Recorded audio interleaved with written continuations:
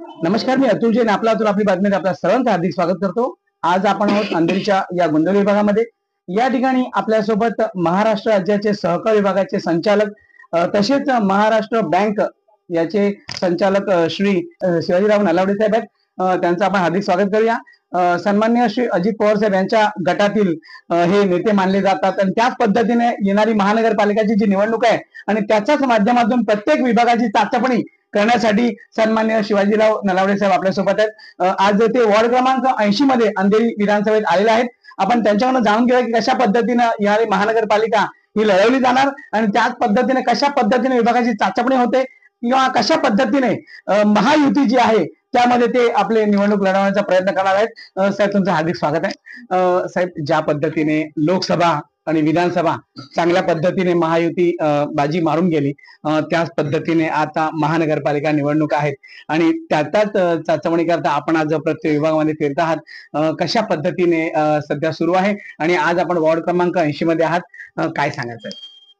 लोकसभा आणि विधानसभेमध्ये राष्ट्रवादी काँग्रेस पक्षाने महायुतीच्या सर्व उमेदवारांना त्या मतदारसंघात चांगली मदत केली आणि त्यामुळे महायुतीला मुंबईमध्ये महाराष्ट्रामध्ये चांगलं यश मिळालं आणि लोकसभेला राष्ट्रवादी काँग्रेस पक्षाला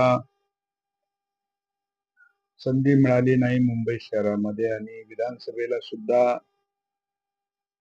3 उमेदवार सोडून आणखी कुठे संधी मिळाली नाही। म्हणून येणाऱ्या महानगरपालिकेच्या निवडणुकीमध्ये राष्ट्रवादी काँग्रेस पक्ष महायुतीमधून चांगल्या प्रकारचं कामकाज करेल। किंबहुना महानगरपालिका जी आज रोजी शिवसेना उद्धव साहेब ठाकरे साहेब यांच्याकडे आहे त्या शिवसेनेकडून काढून महायुतीच्या हातात घेण्यासाठी राष्ट्रवादी काँग्रेस पक्षाचा फार मोठा रोल राहणार आहे। राष्ट्रवादी काँग्रेस पक्षाची पार्श्वभूमी या शहरामध्ये लोकांना बऱ्यापैकी समजावून सांगण्यासाठी या प्रामुख्याने अंधेरी विधानसभामध्ये वार्ड क्रमांक 80 मध्ये आम्ही जिल्हाध्यक्ष श्री अजय विचारे आणि तालुकाध्यक्ष श्री दशरथ या सर्वांसोबत आम्ही या ठिकाणी आलेलो आहोत। वार्ड क्रमांक 80 मध्ये आमच्या पक्षामधून मुंबई ओबीसीचे अध्यक्ष आमचे सहकारी मित्र श्री बबनराव मदने यांनी निवडणूक लढण्याची इच्छा व्यक्त केली आणि त्या निवडणूक इच्छा व्यक्त केल्यानंतर बबनराव मदने ज्या ठिकाणी राहतात त्यांच्या घरी जाऊन त्यांची लोकल स्टँडिंग काय आहे हे तपासण्यासाठी, माहिती घेण्यासाठी आणि कार्यकर्त्याच्या सहकार्याच्या घरात जाऊन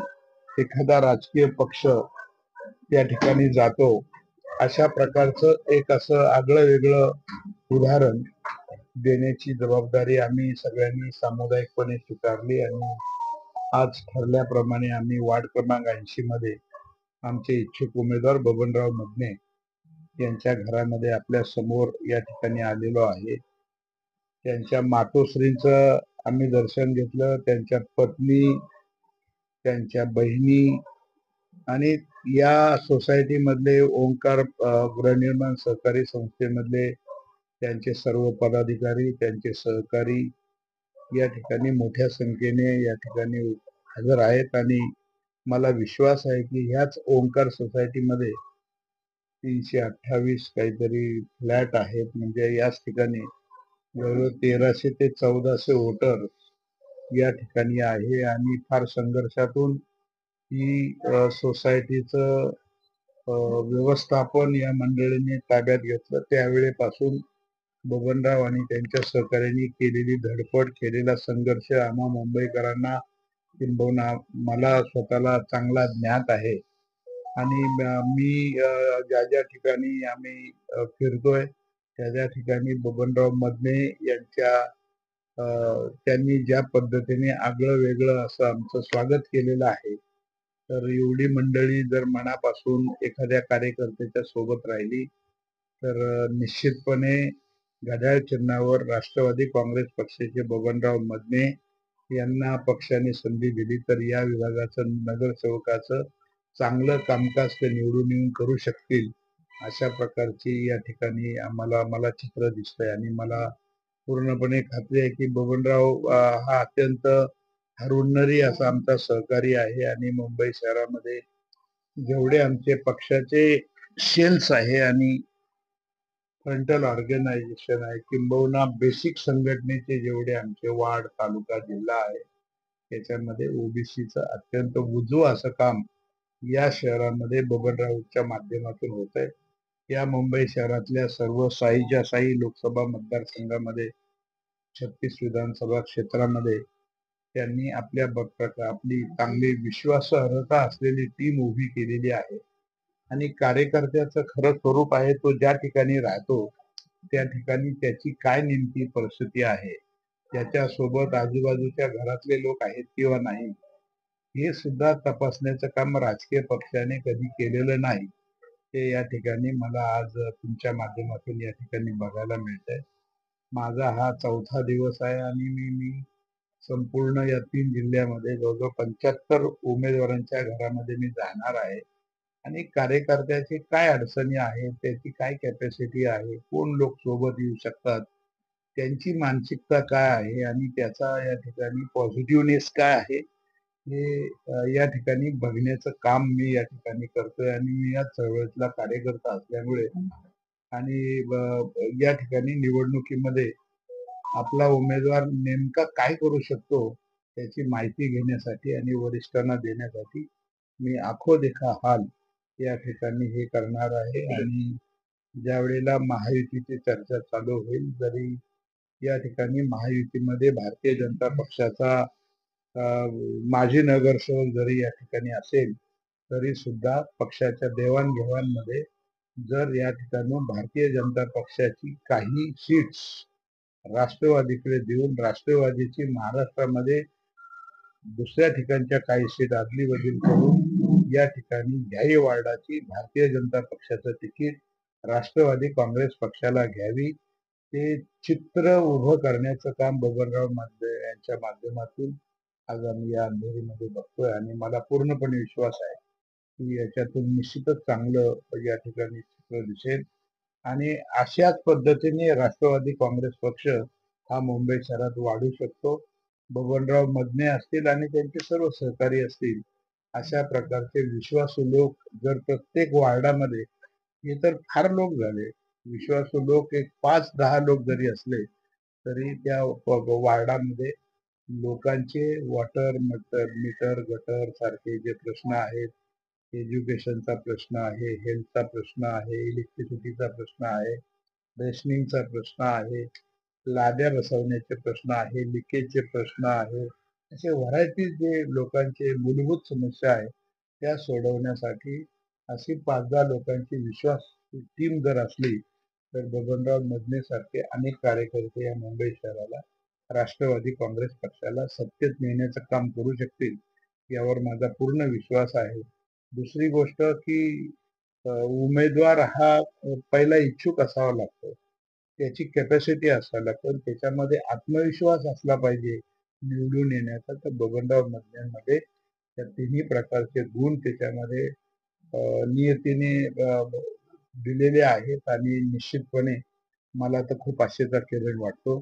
त्याच्यामध्ये आमचे हे जिल्हाध्यक्ष सुद्धा आहेत, ही जी सगळी मंडळी आहेत, मग आमच्या दसरथ असून सगळी जी मंडळी आहे, हे सगळे लोक या पक्षाला चांगले दिवस आणू शकतात मुंबई शहरामध्ये. आणि लोकांच्या समस्या सोडवण्यासाठी निश्चितपणे यश मिळू शकतात. आणि लोकांचे मूळ प्रश्न सोडवण्याचं काम हा पक्षच मुळात 1999 साली मूलभूत प्रश्न सोडवण्यासाठी हा जन्मास आलेला आहे.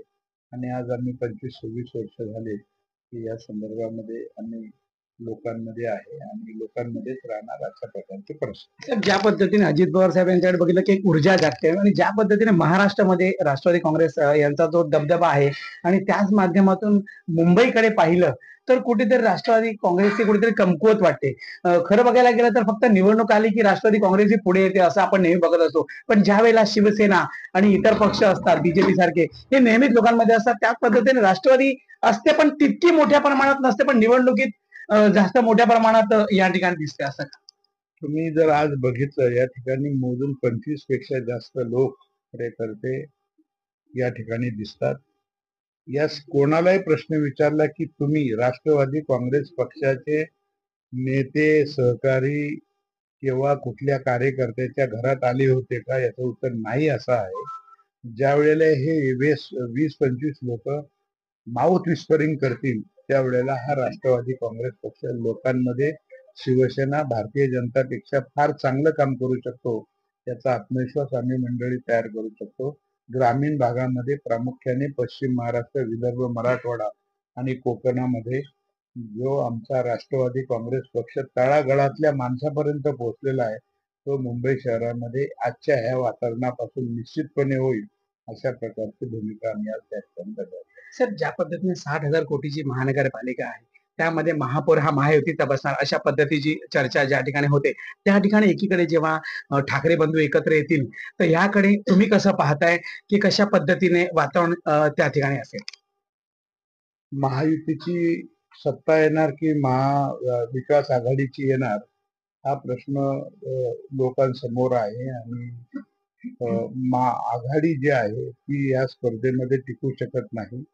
मग ते दोन ठाकरे बंधू एकत्र आले किंवा न आले, आघाडी राहिली किंवा न राहिली, महायुतीची लोकांमध्ये लोकांचे प्रश्न समजून घेऊन थेट त्याला उत्तर देण्याची आणि प्रॉब्लेम सॉल्व्ह करण्याची जादू ही महायुतीमध्ये आहे. कोणी काही म्हणालं तर ही फॅक्ट आहे. ज्यावेळी महानगरपालिकेची निवडणूक येईल आघाडीच्या लोकांना उमेदवार सुद्धा मिळणार नाही अशा प्रकारची परिस्थिती. म्हणजे महानगरपालिका निवडणूक ही ज्या पद्धतीने महाराष्ट्राच्या ज्या काम करण्याची पद्धत आहे ज्या पद्धतीने विकासाच्या मुद्द्यावर लढली जाईल असं तुमचं मत आहे?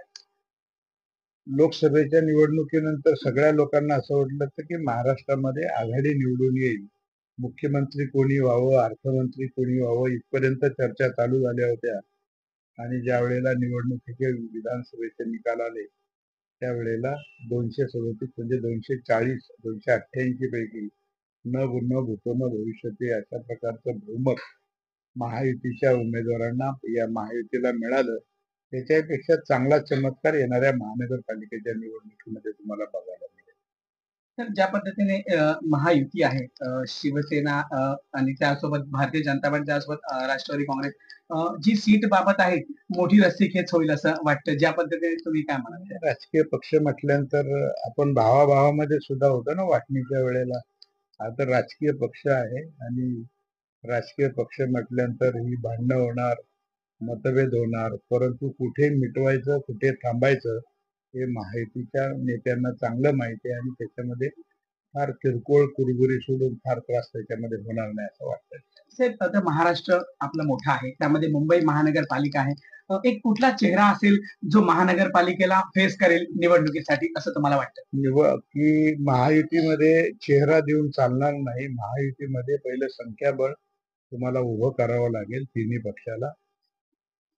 भारतीय जनता पक्ष, शिवसेना आणि राष्ट्रवादीला पहिलं आपलं स्वतःचं संख्याबळ उभं करावं लागेल आणि संख्याबळ उभं करताना कुठल्या पक्षाचा महापौर होईल हे तुम्हाला निवडणूक झाल्यानंतर समजेल. त्यामुळे चेहरा डोळ्यासमोर ठेवून निवडणूक नाही लढता येणार. साहेब, किती सीट्स मुंबई महानगरपालिका राष्ट्रवादी काँग्रेस पक्षाच्या लढली जाईल असं तुम्हाला वाटतंय? आम्ही 50 ते 60 सीट्स याची आम्ही बार्गेनिंग कॅपॅसिटी आम्ही ठेवलेली आहे आणि सर्वसाधारणपणे सरासरी एका वार्डामधून किमान एक, काही वार्डामधून काही तालुक्यामधून किमान एक, काही तालुक्यामधून 2 अशा प्रकारचे 50 ते 60 सीट्सवर 227 पैकी आम्ही कंटेस्ट करण्याची आमची भूमिका आहे. शिवाजीराव नगर तुम्ही चेहरा आहात राष्ट्रवादी काँग्रेस पक्षाचा.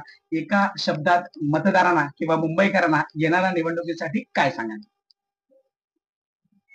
नामदार अजितदादा पवार साहेब जे राष्ट्रवादी काँग्रेस पक्षाचे राष्ट्रीय अध्यक्ष आहे, त्यांच्या नेतृत्वाखाली हा पक्ष आहे. राष्ट्रवादी काँग्रेस पक्षाचं स्लोगनच आहे एज्युकेशन आणि हेल्थ. एज्युकेशन, फ्री एज्युकेशन आणि दर्जेदार एज्युकेशन हे मुंबईकरांना महानगरपालिकेमधून दिलं पाहिजे. आणि आरोग्य सेवा ही घरपोच आरोग्य सेवा आणि फ्री आरोग्य सेवा, मग तुमचं टेस्टिंग असेल, तुमची मेडिसिन्स असतील, तुमचे आणखी डायग्नोसिस असतील, हे सर्व प्रकारचे हॉस्पिटल ऍडमिशन्स असतील, हे त्या ठिकाणी बॉम्बे हॉस्पिटल सारखी दर्जेदार सेवा महानगरपालिकेमध्ये फ्री ऑफ चार्ज देण्याची हा आमचा मॅनिफेस्टो मेन आहे याच्यामध्ये. तर आपण पाहिलं की अशा पद्धतीने श्री शिवाजीराव नलावडे साहेब जे महाराष्ट्र राज्य सहकारी पतसंस्थेचे संचालक आहेत आणि खरंच म्हणजे अजितदादा पवार साहेबांकडे बघितलं की त्यांचं धडाडीचं कार्य आणि त्यानंतर शिवाजीराव नलावडे साहेब हे नेहमीच लोकांमध्ये चर्चेत असलेले असे नेते आहेत. तर या महानगरपालिका निवडणुकीमध्ये काय चित्र दिसतं हे काही दिवसानंतर आपल्याला नक्कीच कळणार. पण आज आपण त्यांच्याशी बोललो आणि अत्यंत सुंदर पद्धतीने आपल्याला सर्व प्रश्नांची उत्तर दिली. आपण त्यांना येणाऱ्या निवडणुकीच्या शुभेच्छा देऊया आणि मी इथे थांबतो. आपली बातमी पुन्हा भेटूया. थँक्यू. जय हिंद, जय महाराष्ट्र.